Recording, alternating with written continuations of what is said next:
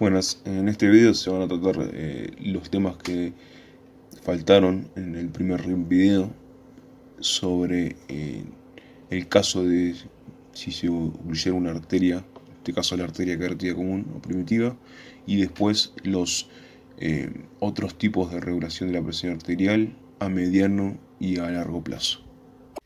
En un caso supuesto que se ocluye la arteria carótida primitiva o común, que es la misma, en el caso de que se ocluye la arteria a tal punto que se estreche e impida que la sangre pase hacia el seno carotidio, esto va a hacer que baje la presión arterial. Entonces, por consecuencia, los vasoreceptores se van a activar, activan el simpático y genera una vasoconstricción, lo que lleva a un aumento de la presión arterial. Estos vasoreceptores van a sensar una baja de la presión arterial y por lo tanto van a disminuir la frecuencia de disparo, lo cual hace que se estimule el simpático y se produzca un aumento de la frecuencia cardíaca. Eso va a generar una vasoconstricción y por ende el aumento de la presión arterial. En una situación en la que la arteria carótida interna es la que se ocluye, la sangre se va a acumular a nivel del seno carotidio, contrario a lo que pasaba con la carótida primitiva. En este caso, esto hace que los vasoreceptores van a sensar un aumento de la presión arterial, por lo tanto, van a aumentar la frecuencia de disparo, haciendo que se inhiba el simpático y, por consecuencia, se activa el parasimpático. Este parasimpático, por el contrario del otro caso, que ocurría una vasoconstricción, en este caso el parasimpático va a generar una vasodilatación, llevando a la disminución de la presión arterial. Bueno, destacando el rol de los quimiorreceptores, como dije al principio, se van a activar en situaciones extremas. Estos quimiorreceptores son células localizadas en los cuerpos aórticos y carotídeos, que van a detectar cambios a nivel de la concentración de oxígeno, de dióxido de carbono y hidrogeniones. Y van a detectar ante un descenso también de la presión arterial. Van a desempeñar un papel crucial en la hipoxia intensa o la hipotensión hemorrágica. Es decir, que ante disminución de O2, oxígeno, y o aumentos de CO2 y hidrogenión, y el hidrogenión, se envían descargas que van a transmitir al centro vasomotor.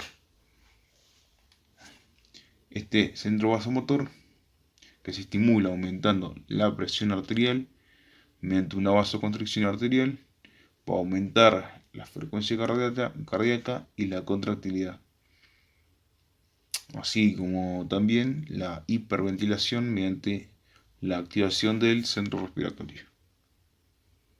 Pasando ya a nivel respiratorio, estos receptores van a aumentar la frecuencia cardíaca para poder mandar más O2 a la sangre, pero a su vez los órganos vitales van a necesitar mucho más O2, órganos como el cerebro, el corazón, el riñón, y se les manda más cantidad de sangre. Para que esto suceda a nivel de los órganos vitales, ocurre una vasodilatación. Así, le pueden dar más cantidad de sangre y por ende oxígeno. Pero a nivel de todo el resto de las arterias del cuerpo sucede una vasoconstricción. Esto va a hacer que, para que la sangre sea restituida a los órganos vitales y para que la presión arterial tenga un aumento. O sea, en resumen, con lo que dije anteriormente, se va a generar una vasodilatación en los órganos vitales para aumentar la concentración de O2 en estos mismos. Esta vasodilatación no es para regular la presión arterial, es para permitir que aumente el flujo sanguíneo a estos órganos. por otro lado se va a generar una vasoconstricción en el resto de los tejidos para bajar la presión arterial, y así se va a restituir la sangre con oxígeno a los órganos vitales. Para aumentar la presión arterial sistémica, la sangre va a viajar con mucho más fuerza y presión hacia los órganos vitales. Al haber explicado anteriormente la regulación de la presión arterial a corto plazo, queda explicar la regulación de la presión arterial a mediano plazo. El mecanismo por excelencia de regulación de la presión arterial a mediano plazo es el sistema renina-angiotensina-aldosterona, o por sus siglas SRAA. Este mecanismo se va a activar cuando se detecte que hay una disminución de la arteriora aferente renal. Es decir, una estenosis de la arteria renal significa que es un engrosamiento de la pared de la arteria. Puede pasar por muchas cosas, pero normalmente es por la placa de ateroma. En el riñón se pueden encontrar bastantes arteriolas aferentes, ¿no? Estas son las que van a entrar al glomérulo del riñón. Estas arteriolas aferentes van a actuar como un sensor de la presión arterial. Entonces, frente a una estenosis, como mencioné antes, las arteriolas aferentes van a sensar una disminución de la presión arterial. Esto se va a responder con el sistema renina-angiotensina-aldosterona. El riñón va a ser una especie de glándula, porque también como puede sintetizar hormonas, que estas van a viajar por la sangre. Entonces, si baja la presión arterial, el riñón lo primero que va a hacer es responder sintetizando la hormona renina. Esta hormona va a tener la capacidad de actuar como una enzima también. Y por otro lado tenés el hígado, el cual va a sintetizar un precursor denominado angiostensinógeno. Después la renina transforma este precursor, el angiostensinógeno, y lo transforma en angiostensina 1 o AT1. Todo esto va a pasar en la sangre. La AT1, angiostensina 1, va a ser captada por otra enzima denominada ECA, o sea, enzima convertidora de angiostensina, que va a ser sintetizada en el pulmón y el riñón. Esta enzima va a convertir la angiostensina 1 en angiostensina 2. Bien, esta angiostensina 2, AT2, tiene muchas funciones.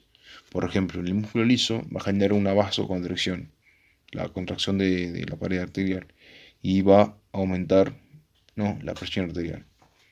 En la glándula suprarrenal va a sintetizar y liberar una hormona que se llama aldosterona.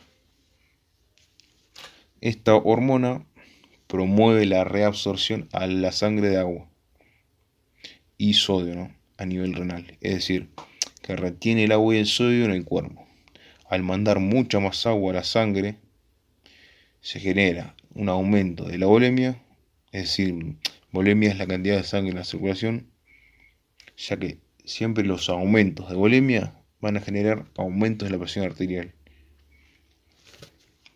Por otro lado, en el hipotálamo, la angiostensina 2 se va a liberar la hormona ADH o hormona antidiurética.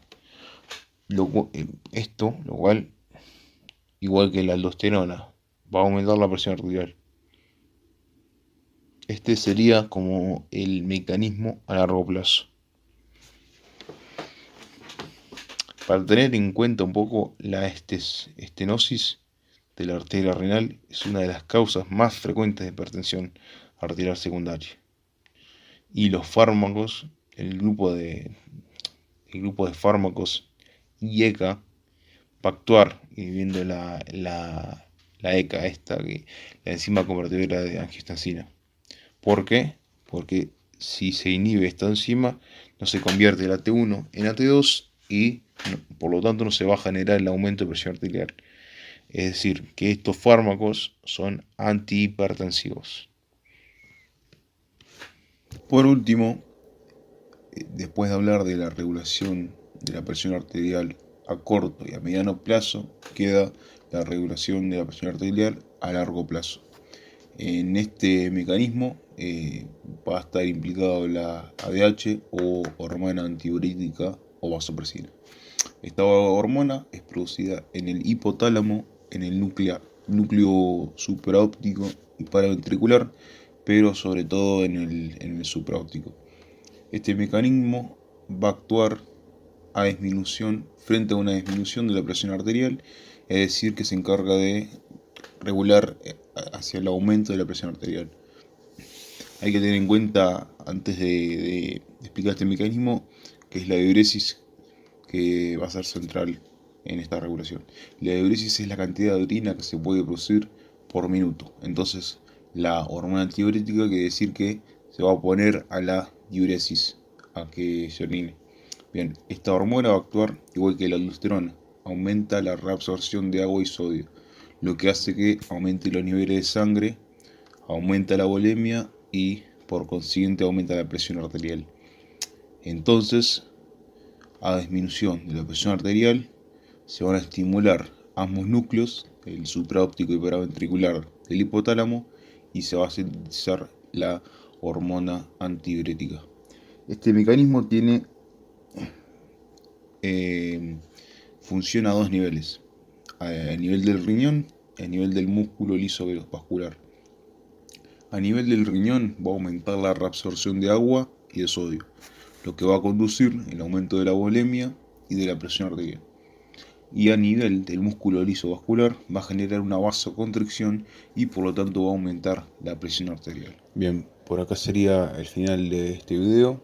Ya en el posterior video voy a estar hablando de algunas cuestiones que quedaron fuera de la regulación de la presión arterial a largo plazo y de un poco también de la hipertensión arterial y la ecografía Doppler-Gangler, que fueron los temas que quedaron afuera. Por acá también lo voy a estar dejando, como el video anterior, las referencias bibliográficas de donde saqué la información, y bueno, también van a ser las mismas en el posterior video. Saludos.